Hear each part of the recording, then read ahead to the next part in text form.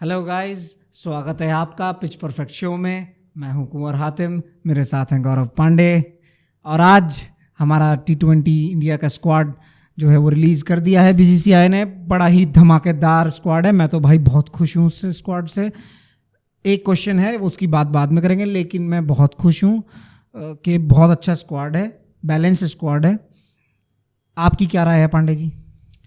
देखिए, स्क्वाड वही है ज़्यादातर जो हम एक्सपेक्ट कर रहे थे। हाँ, ज़्यादातर हम ये एक्सपेक्ट कर रहे थे, लेकिन एक दो लोगों को लेके था। फिर भी बैलेंस स्क्वाड है। लेकिन हमें आप जानना चाहेंगे कि आप उस तरीके से क्या फील कर रहे थे कि भाई जब आपने अर्शदीप कहा, आपने खुद कहा था कि अर्शदीप है, मैंने उसको वो करा था काउंटर अटैक, लेकिन आपने अर्शदीप कहा, मैं एक्सपेक्ट नहीं कर रहा था अर्शदीप आया। मैं बहुत खुश हूँ अर्शदीप जैसे बॉलर के लिए। तो आप उसमें क्या एक्सपेक्ट कर रहे थे कि अर्शदीप आया? वाओ, मैं देखिए, मुझे कहीं ना कहीं लग रहा था और टीमों के भी स्क्वाड को देख के कि सबके पास एक क्वालिटी लेफ्ट आर्म पेसर है। और पिछले कुछ सालों में यही है कि अर्शदीप हमारे लिए सबसे अच्छे लेफ्ट आर्म पेसर के रूप में उभर कर आए हैं। तो मुझे ये एक्सपेक्टेड था कि हाँ, अर्शदीप को ज़रूर ले जाएंगे, क्योंकि देखिए जैसे बैटिंग में राइट आर्म और लेफ्ट आर्म बैट्समैन वो ज़रूरत होती है, बॉलिंग में भी उसकी बहुत ज़रूरत होती है, क्योंकि टीम्स अडेप्ट कर लेती हैं कहीं ना कहीं। अगर सिमिलर राइट आर्म बॉलर हैं जो बाहर ही ले जा रहे हैं या जो अंदर ही ला रहे हैं, इसलिए अराउंड द विकेट से जो बाहर भी ले जाए, एंगल के साथ भी ले जाए, वैसा एक बॉलर बहुत ज़रूरी था। गौरव की अगर मैं खासियत बताऊं, अपने व्यूअर्स को भी बताना चाहूँगा। गौरव जो है वो प्रोफेशनली खुद भी राइट आर्म फास्ट बॉलर रह चुके हैं, तो इसलिए उनको जानकारी काफ़ी है। स्टेट कैंप में he was also in state camp, Uttarakhand state camp. तो गौरव, फिटनेस की बात करूं अगर, तो अगर हम स्क्वाड देखें इंडिया का, तो कितने बॉलर्स हैं? तीन। 3 पेस बॉलर हैं और मेरे ख्याल से 4 स्पिनर्स हैं, अगर हम उस तरीके हाँ, से। अगर आप रविंद्र हाँ, जडेजा और अक्षर पटेल को भी हाँ, गिनेंगे वो तो ऑब्वियसली मैं उनको काउंट करूंगा, उनको 4। ओवर्स तो देगा ही कप्तान। तो 7 अगर बॉलर्स हैं, तो क्या 3 जो पेस बॉलर्स हैं वो कम रहेंगे? वो रिजर्व हैं, लेकिन रिजर्व में खलील और आवेश हैं। वो रिजर्व में जब ही आएंगे, जब ही स्क्वाड में आएंगे जब कोई इंजर्ड होगा। और मैं दुआ करूंगा कि ऊपर वाले से कि कोई इस टूर्नामेंट में कोई इंजरी ना हो। तो आपको लगता है कि बॉलर्स कुछ, एक बॉलर कहीं छूट गया है? नहीं, देखिए, अगर आप स्क्वाड देखेंगे तो प्लेइंग 11 में मुझे जहाँ तक लगता है कि जो फर्स्ट चॉइस होने वाले हैं वो कुलदीप यादव रहेंगे, और अक्षर पटेल और रविंद्र जडेजा दोनों सिमिलर काइंड के प्लेयर हैं। तो टीम कॉम्बिनेशन के हिसाब से देखेंगे कि किसकी जगह फिट बैठ रही है। और फिर आपका युजवेंद्र चहल भी ऐसे हैं, हो सकता है यूजी कुलचा की जो हमारी जोड़ी है वो हमें देखने को मिले 2019 के बाद। 2019 के बाद। और अर्शदीप, और मुझे लगता है कि बुमराह को पहले प्रायोरिटी मिलेगी। तो ठीक है। और शिवम दुबे भी हैं आपका, हार्दिक पांड्या भी हैं। ऐसा नहीं है कि बैलेंस चल रहा है पूरा। हाँ। कि अगर वहाँ बहुत बढ़िया, बहुत अच्छी टीम है। मैं बहुत खुश हूँ, सहमत हूँ आपकी। मैं एक जस्ट वैसे ही मांग रहा हूँ कि आपकी प्रोबेबल 11 क्या होगी इंडिया की? देखिए, जहाँ तक मुझे लगता है स्क्वाड को देख के जो मुझे लग रहा है ना, वो ये है कि रोहित शर्मा और विराट कोहली को ओपन करना चाहिए। वन डाउन आपके सूर्य कुमार यादव, या अगर टीम को अपॉर्चुनिटी देनी है, संजू सैमसन एक अच्छा ऑप्शन है, क्योंकि वो आरआर के लिए भी काफ़ी मैच्योर हो गए हैं अब जैसा कि हम रीसेंट स्कोर्स भी देख रहे हैं, मैचेस भी देख रहे हैं, वो टीम के लिए मैच फिनिश भी कर रहे हैं। तो संजू सैमसन हो गए। फिर आपके पास सूर्य कुमार यादव हैं 5वें नंबर पर। फिर आपके पास शिवम दुबे हैं जो बड़े हिट्स लगा सकते हैं मिडिल ऑर्डर में आके।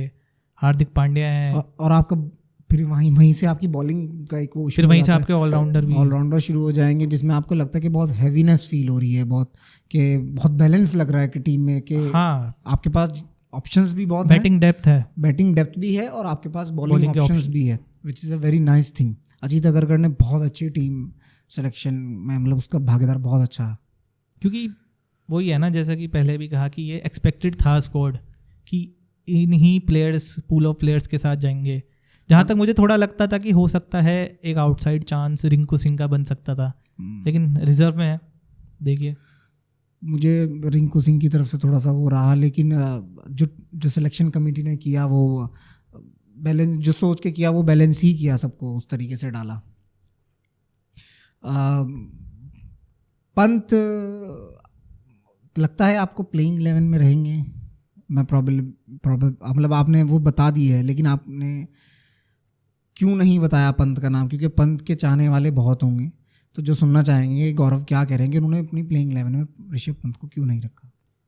क्योंकि मुझे लगता है कहीं ना कहीं संजू सैमसन बेटर फिट होते हैं स्क्वाड के बैलेंस में, डायनामिक में। क्योंकि देखिए, अगर आप विराट कोहली और रोहित शर्मा को ओपन कराते हैं तो उसके बाद सूर्य कुमार यादव आए, या फिर अगर सिचुएशन ने डिमांड किया, विकेट जल्दी गिर गया, संजू सैमसन आ सकते हैं जो पारी को संभाल सकते हैं। फिर उसके बाद देखिए T20 में आजकल आपको ऐसे बल्लेबाजों की ज़रूरत है जो कम से कम बॉल पे सिंगल डबल निकालें और हिट निकाल के, चाहे वो छक्का मारे या चौका मारे, एक स्कोर को चलता बनता रख सकें। तो मुझे लगता है कहीं ना कहीं ऋषभ पंत का अगर जगह बनेगी तो उतनी नीचे तो मैं नहीं देखता उन्हें। करंट फॉर्म की भी बात करूं तो मेरा कहना गलत नहीं होगा, शायद संजू सैमसन का ये आईपीएल हिस्ट्री में सबसे बेस्ट सीजन जा रहा है शायद, इन टर्म्स ऑफ की मैच्योरिटी, किस मैच्योरिटी लेवल इनिंग्स खेल रहे हैं वो मैं मानता हूँ सभी में जा रहा है। रन्स भी आ रहे हैं, विन्स भी आ रही हैं, और उसके बाद वो मैच्योरिटी दिख रही है उनकी बैटिंग में। जैसे वो बाउंड्री हिट करने के बाद अपनी स्ट्राइक को रोटेट भी कर रहे हैं, उनकी मैच्योरिटी नज़र आ रही है। और वो उस तरीके का खिलाड़ी है भाई कि जो पहले गेयर में है ना, तो वो जानता है कि 5वें गेयर में कैसे डालना है मुझे डायरेक्ट। देखिए, अच्छे प्लेयर की निशानी तो वही है ना। हम विराट कोहली की तारीफ क्यों करते हैं, चेज मास्टर का टैग क्यों दिया है उन्हें, कि रन्स के साथ साथ वो इंडिया को मैचेस भी जिता रहे हैं। तो देखिए, at the end of the day आपकी टीम जीत रही है तो आपकी इनिंग्स मैटर करती हैं। क्योंकि ऑस्ट्रेलिया की तरफ से ट्रेविस हेड ने वर्ल्ड टेस्ट चैंपियनशिप में रन मारे, वर्ल्ड कप में रन मारे, और सबसे बड़ी बात टीम को जिताया, इसलिए सबके जुबान पे ट्रेविस हेड का नाम है अगर ऑस्ट्रेलिया की तरफ से हम देखते हैं। तो सिमिलरली यही काम संजू सैमसन भी कर रहे हैं, राजस्थान को जिता रहे हैं वो मैचेस। काफ़ी चर्चाहित खिलाड़ी हैं जो मिस आउट हो गए। आपकी नज़र में है कोई, आप जिसको एक सोच रहे हो कि रिजर्व को छोड़ के, जो आपको लगता था कि हाँ शायद इनको बुरा लग रहा? देखिए, बुरा तो सबको, इंडिया हर किसी को खेलनी है, लेकिन 15 ही खिलाड़ी स्क्वाड में हो सकते हैं और 11 ही खेल सकते हैं एक मैच में। तो कुछ केएल राहुल की तरफ से आपको? नहीं, देखिए, जैसा केएल राहुल का स्ट्राइक रेट रहा है, देखिए मेन बात तो सबसे ज़्यादा स्ट्राइक रेट की हो रही है T20 क्रिकेट में। और फिर टीम के डायनामिक में, जैसा ऋषभ पंत के लिए भी बात करी थी कि संजू सैमसन जो है वो टॉप ऑर्डर में खेलने वाले बल्लेबाज हैं, वो फर्स्ट डाउन खेल सकते हैं, सेकंड डाउन खेल सकते हैं, और इतनी नीचे लाके उन्हें फ़ायदा नहीं है। तो सिमिलर स्टोरी यही केएल राहुल की भी है कि या तो केएल राहुल को अगर उनका चांस बनता तो वो थोड़ा इसको ऊपर ही खेलते, तीसरे नंबर पे खेलते। लेकिन फिर वही है कि अगर केएल राहुल को 3 नंबर पे खिलाना है तो विराट कोहली से बेस्ट चॉइस तो नहीं होंगे, या सूर्य कुमार यादव से बेस्ट चॉइस नहीं होंगे इंडिया टीम के लिए। वो नंबर फिर फिक्स है एक तरीके से, वो 3 नंबर फिक्स है। वो मैं मानता हूँ कहीं ना कहीं अगर वो 3 पे नहीं, अगर ओपन नहीं करेंगे तो 3 पे तो खेलेंगे ही। आप सरप्राइज हुए कि कोई यंगस्टर नहीं आया टीम में?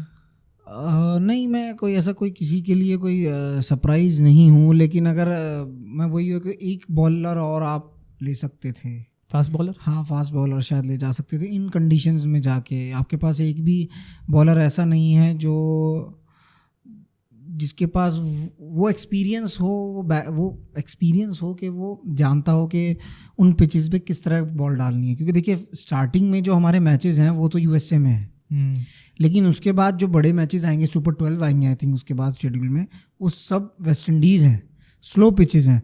जैसे आप स्पिनर्स को देख रहे हैं, उसी तरह मेरा मानना है कुछ बॉलर्स ऐसे हैं, जैसे उसमें से संदीप शर्मा हो गए, जो नाम में नहीं थे, लेकिन मैं सोचता था कि शायद उनको अगर वो रिजर्व में, जब उन्होंने रिजर्व रखा है तो वो रिजर्व में रख सकते थे उनको। मुझे लगता है रिजर्व में खलील अहमद की जगह नटराजन हो सकते थे। मैं यही कहने वाला था कि नटराजन हो सकते थे, क्योंकि आवेश खान भी अच्छे बॉलर हैं, लेकिन जिस क्वालिटी के क्या नाम है आपको नटराजन मिलते हैं, जो उनकी स्ट्रीम है, जो उनकी स्ट्रेंथ है, कि आपको चलो ठीक है मोहम्मद सिराज हैं, नई बॉल से अच्छा डालेंगे, आपके पास अर्शदीप सिंह है, नई बॉल से अच्छा डालेंगे, लेकिन जसप्रीत बुमराह और नटराजन वो दोनों ऐसे बॉलर हैं कि वो मिडल ओवर्स में भी बहुत अच्छी बॉल डालते हैं, वो रन्स को कंट्रोल करते हैं, और एंड में दोनों के पास यॉर्कर हैं, तो इसका भी बहुत बड़ा डिफरेंस पड़ता।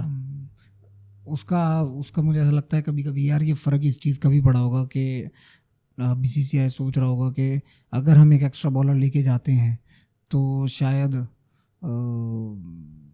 एक बैट्समैन कम करना पड़ेगा।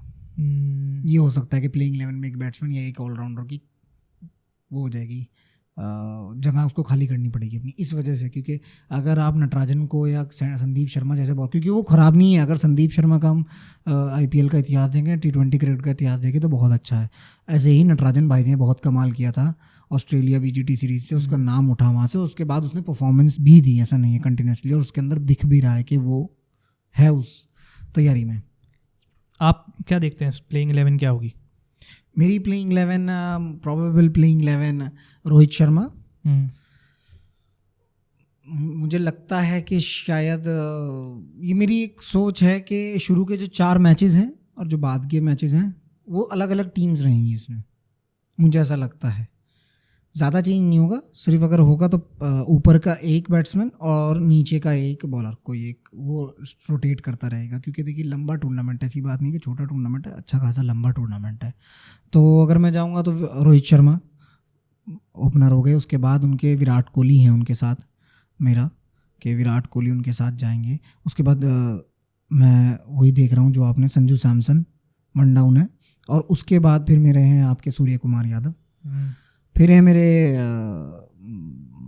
शिवम दुबे, फिर है उसके बाद मेरे हार्दिक पांड्या है। उसके बाद है मेरे अक्षर पटेल, मैं अक्षर पटेल को देख रहा हूँ जाडेजा के आगे। फिर मेरा कुलदीप यादव, और फिर है मेरे जस्सी और अर्शदीप। ये मेरी पूरी टीम रहेगी, मिलती जुलती ही है आपकी और मिलती जुलती है। अब जैसे इतनी हाइप बनाई जा रही थी और ये हो रहा था कि ऋषभ पंत की वापसी हो रही है, ऋषभ पंत इंजरी के बाद वापस आ रहे हैं, इंडिया के जो उस time best wicket keeper batsman थे, इस बहुत लोगों की ये भी आस थी कि ऋषभ पंत आए तो फर्स्ट चॉइस वही होंगे विकेट कीपर।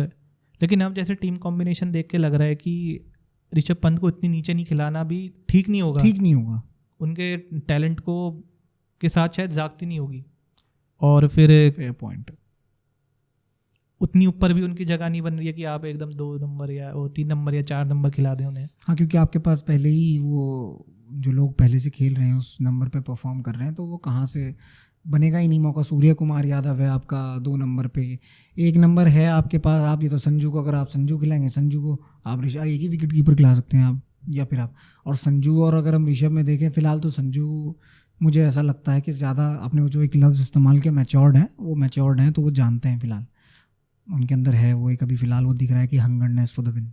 क्योंकि रियलिस्टिकली देखें, हो सकता है कि एक मैच ऐसा हो जाए या ज़्यादा से ज़्यादा 2 मैच ऐसे हो जाएं जहाँ 6 से 7 ओवर के अंदर भारत के 3 या 4 विकेट गिर जाएं। उस सिचुएशन में हो सकता है ऋषभ पंत आ जाएं। लेकिन अगर आप नॉर्मल भी देखेंगे 3-4 विकेट भी गिरे, मान ले अगर 14 या 15 ओवर भी हो गए, उसके बाद तो देखिए या तो हार्दिक पांड्या या शिवम दुबे का ही आना, मैं समझता हूँ कि हाँ ये सेंस बनाएगा डिसीजन। वो आपने जिस चीज़ के लिए आपने शिवम दुबे को लाए हैं और जिस चीज़ के लिए हार्दिक पांड्या हैं, तो वो अपना काम उन्हें करने की पूरी आज़ादी होनी भी चाहिए और उन्हें करना भी चाहिए जो काम के लिए वो आए हैं।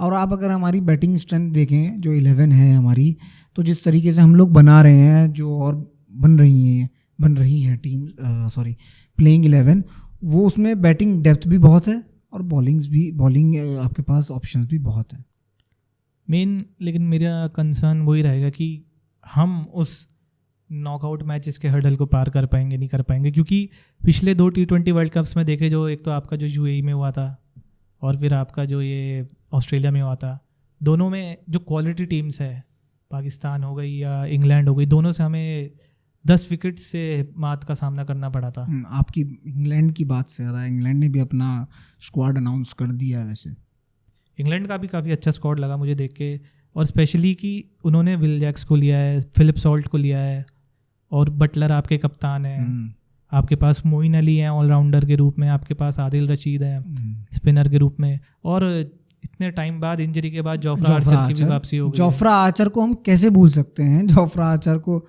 अब पता नहीं, मुझे ऐसा लगता है कि इंग्लैंड का ये मास्टर स्ट्रोक है। देखिए वो तैयारी इसी के लिए करवा रहे थे ना, कि उनकी वापसी की इसी के लिए करवा रहे थे, उन्हें एकदम पुश नहीं कर रहे थे उसमें कि आप आइए, आप जल्द वो वापसी करिए, ऐसा नहीं किया उन्होंने। उन्होंने कोशिश तो बहुत करी, लेकिन बैक टू बैक इंजरीज भी हुई जोफ्रा आर्चर को। इंग्लैंड के 2 विकेट कीपर हैं, 3, Jos Buttler, Jonny Bairstow, Phil Salt. क्या आप फिल सॉल्ट, और तीनों ही अच्छी फॉर्म में, तीनों ताबड़तोड़ टॉप बल्लेबाज नॉच हैं। फॉर्म में है अपनी। आप तीनों में से किसी को देख रहे हैं कि कोई एक ना खेल रहा हो प्लेइंग में? देखिए तीनों ऐसे इट्स माय बल्लेबाज पिकअप हैं। क्वेश्चन। तो ये क्योंकि ट्रिक इसलिए भी है ना, तीनों के तीनों ओपनिंग बैट्समैन भी हैं। तीनों ओपनिंग बैट्समैन हैं। जॉस बटलर कोई सेंस नहीं बनेगा अगर वो मिडिल ऑर्डर में खेलेंगे आके T20 में। तीनों के तीनों और क्या नाम है, जॉस बटलर विस्फोटक को बल्लेबाज हैं। हाँ, छोड़नी भी नहीं चाहिए अपनी शायद। वो तो कप्तान है, खैर छोड़ेंगे नहीं। नहीं, फिर भी थोड़ा सा ECB जो बोर्ड है वो इमोशंस पे नहीं चलता, वो प्लानिंग और प्लॉटिंग पे चलता है, पूरा प्लानिंग। डिफेंडिंग चैंपियंस भी हैं, तो मुझे लगता है कि होगा। लेकिन आप सही कह रहे हो कि जॉस बटलर नहीं छोड़ेंगे।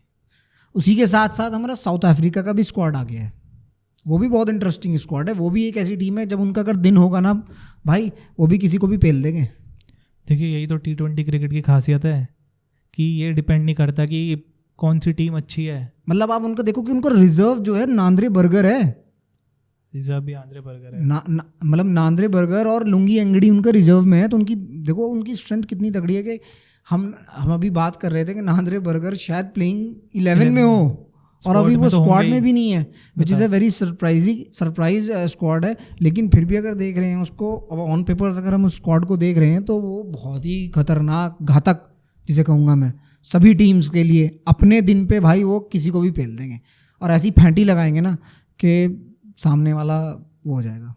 काफ़ी 2-4 इसमें मैं देख रहा हूँ स्क्वाड में कि 2-4 ऐसी भी नाम हैं जो अननोन है, तो हो सकता है वो भी कुछ सरप्राइजिंग एलिमेंट। हाँ, ओटिनल बाथमैन है, और एक रियान रिकल्टन है।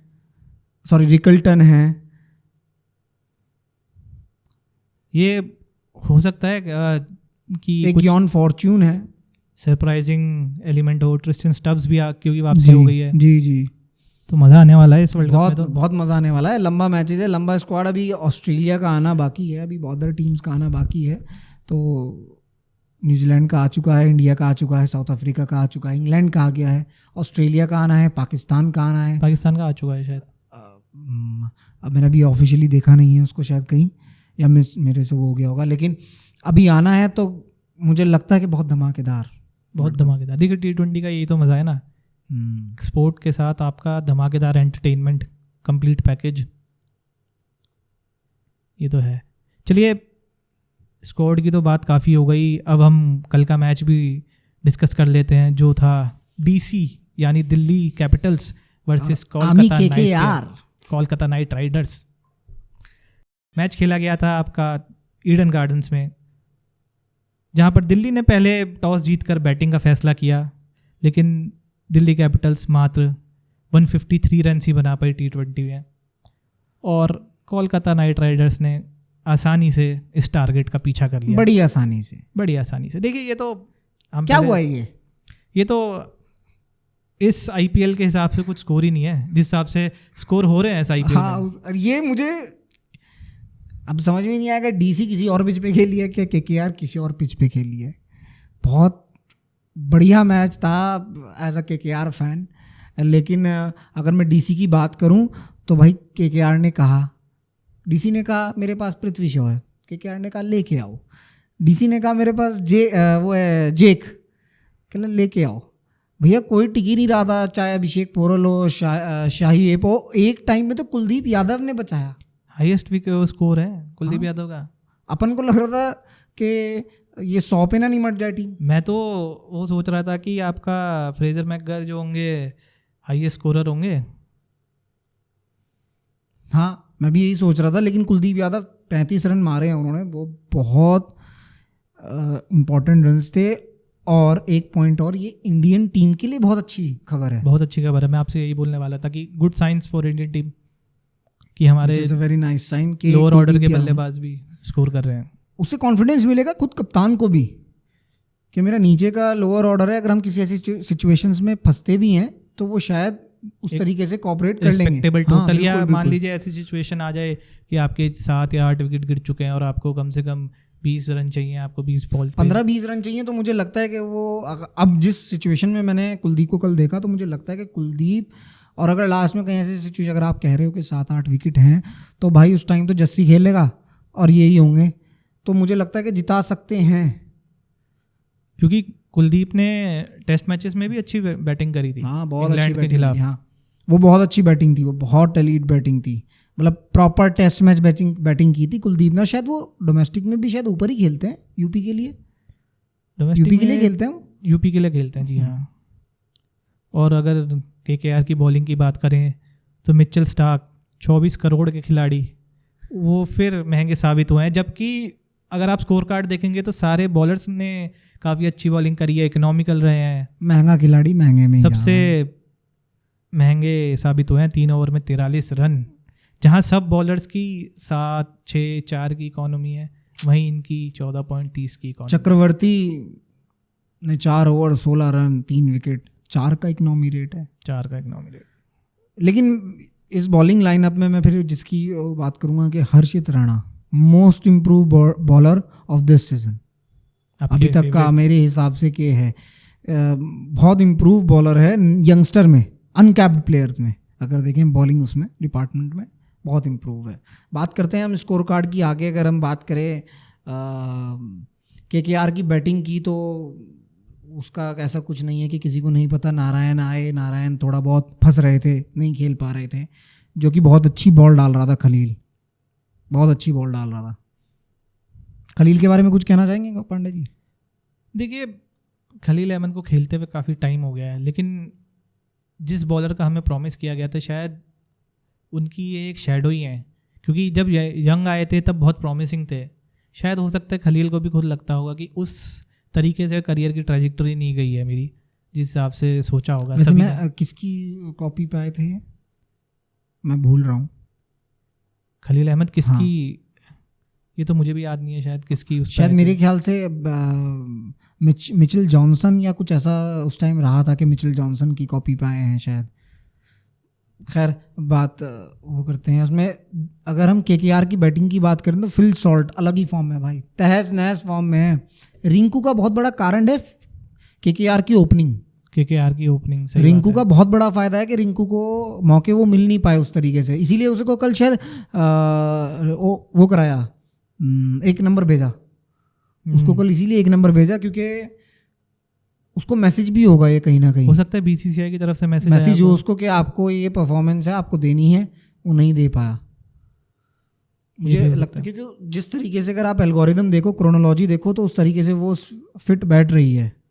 श्रेयस अय्यर आए, अपना श्रेयस अय्यर एज यूजुअल वही है कि अपना वो उस तरीके से खेलते हैं, 150 135 के स्ट्राइक रेट से खेलते रहते हैं। वेंकटेश अय्यर ने भी 26 रन बनाए नाबाद 23 बॉलों में, 2 छक्के। लेकिन अगर केकेआर के 12 पॉइंट्स में से अगर किसी का बड़ा भागीदारी है तो वो सॉल्ट और नारायण की बहुत बड़ी भागीदारी। सॉल्ट और नारायण, सही बात है। मुझे लगा पिछले मैच में जहाँ पंजाब के खिलाफ भी केकेआर ने 260 रन चेज करवा दिए, वहाँ मुझे लगा कि जो वैभव अरोड़ा है केकेआर की टीम में, वो हो सकते थे, उनकी कमी मुझे खली, क्योंकि काफ़ी अच्छे बॉलर हैं। कल भी देखें तो 4 ओवर में 29 रन दिए हैं और 2 विकेट लिए हैं। ओपनिंग के जो उनके बैट्समैन आउट किए हैं वैभव अरोड़ा ने ही आउट करे हैं। वैभव अरोड़ा अच्छे, मेरे ख्याल से वो भी शायद यूपी से आते हैं, कहाँ से? नहीं, मेरे ख्याल से वैभव अरोड़ा एमपी से खेलते हैं। बड़ा अच्छा मुझे एक्शन लगा। माफ़ कीजिएगा, हिमाचल प्रदेश से खेलते हैं। पहाड़ी है भाई, दम है लड़के में, काफी अनऑर्थोडॉक्स एक्शन है। हाँ, मैं वही कह रहा हूँ, एक्शन थोड़ा सा एंगल के साथ उनकी बॉल अंदर आती है, तो इसलिए बल्लेबाजों को दिक्कत होती है उनकी बॉल खेलने में। आपने बहुत बढ़िया चीज़ पकड़ी कि उसका एक्शन थोड़ा अनऑर्थोडॉक्स है और थोड़ा सा अंदर आता है। नाइस थिंग के।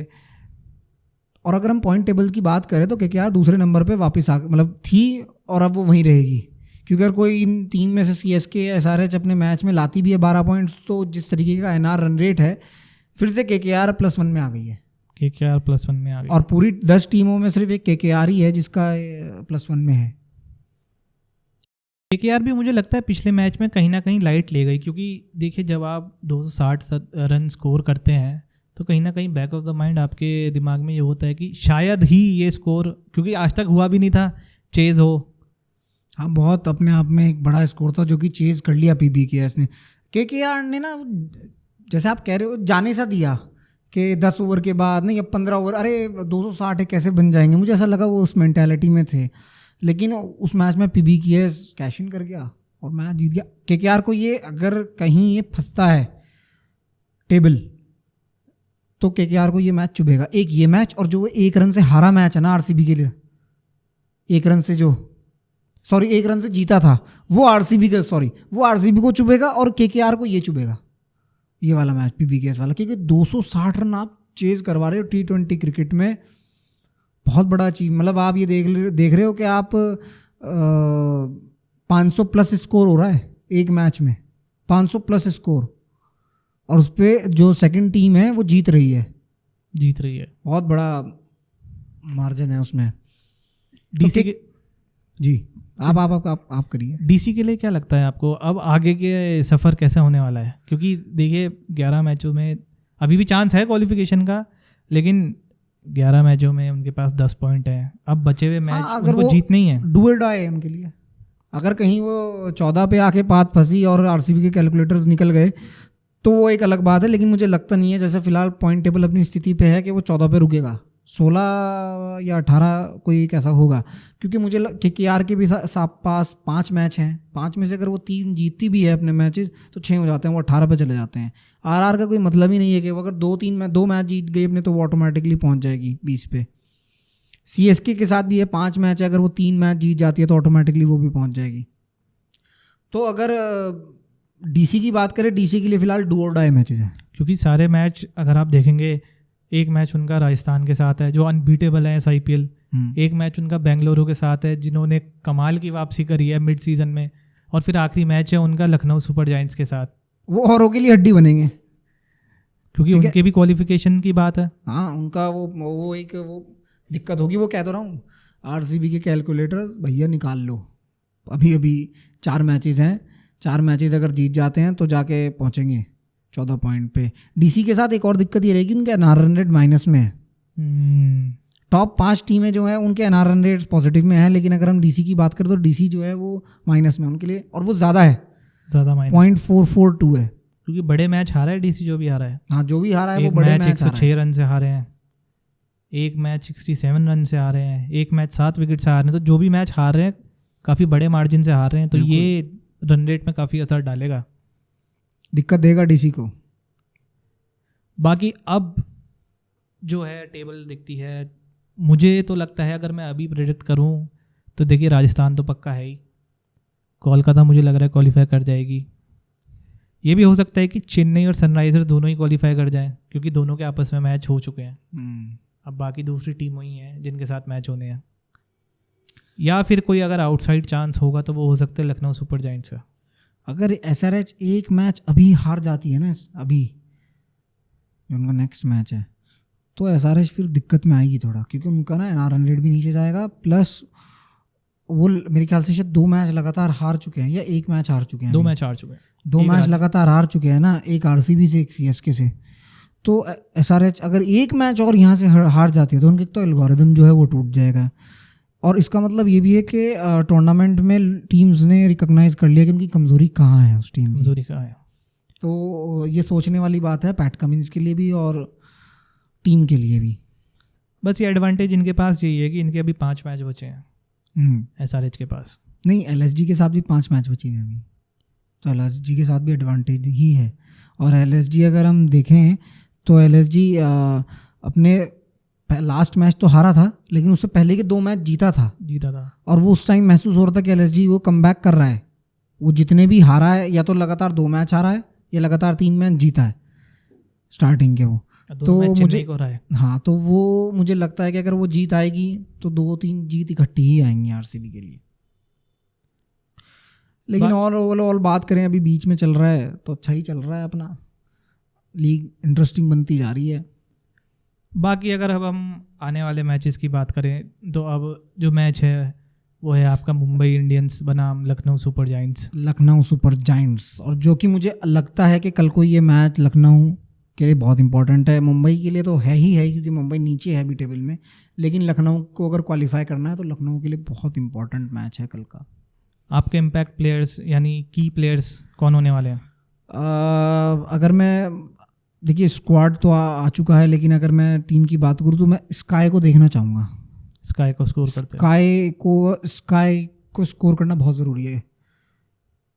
रोहित स्काई शर्मा को को भी। ऊपर, हाँ रोहित शर्मा को भी है, रोहित शर्मा से है, लेकिन हम मतलब रोहित शर्मा ऐसे खिलाड़ी हैं कि वो मालूम है कि वो किस तरीके से उनका गेम है, कि अगर वो नहीं भी चले तो वो पीछे जब रोहित शर्मा आउट होंगे तो ही हम सोचेंगे कि हाँ अभी स्काई और विराट जैसे बल्लेबाज हैं, तो रोहित शर्मा के लिए वो एक कुशन है।